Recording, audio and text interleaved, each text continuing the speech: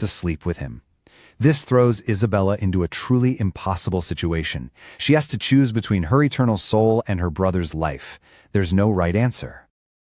Okay, so just when things are at their absolute bleakest, the play takes a hard left turn. Honestly, at this point, I thought I knew where this was all going, but then Shakespeare hits us with a twist that changes everything. Remember the Duke? The guy who supposedly skipped town? Yeah, he never left. He's been sneaking around the whole time disguised as a friar, listening in on people, spying on Angelo, and basically playing puppet master with everyone's lives. This whole thing has been a test to see what people would do with power.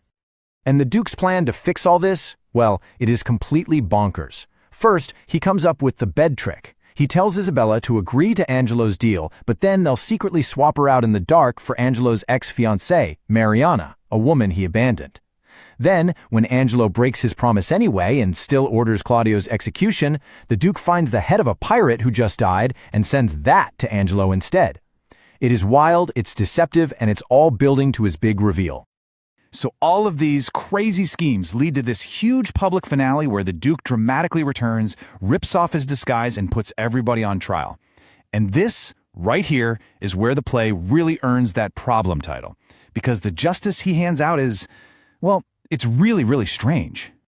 Just look at this. Angelo, who committed blackmail, abused his power, and tried to have an innocent man killed, is forced to marry the woman he wronged, and then is just pardoned.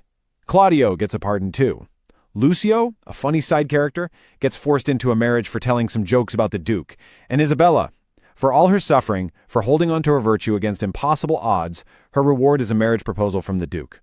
And her response? Nothing. She says absolutely nothing for the rest of the play. Silence. And that's the whole point, right? This messy, unsatisfying ending is meant to make us ask the hard questions. What's the real difference between justice and mercy? And who gets to decide who deserves which? Does power always corrupt? Is the Duke a wise leader, or just a manipulative tyrant who enjoys playing with people's lives? There are no easy answers here. Not one. Which brings it all back to that title, Measure for Measure. It's from the Bible. Basically, judge others as you would want to be judged. But after watching this train wreck of hypocrisy, abuse, and deception, you're left with this one big lingering question. In a world this broken, what is the right way to measure out justice? And more importantly, is anyone really qualified to be the one holding the scales?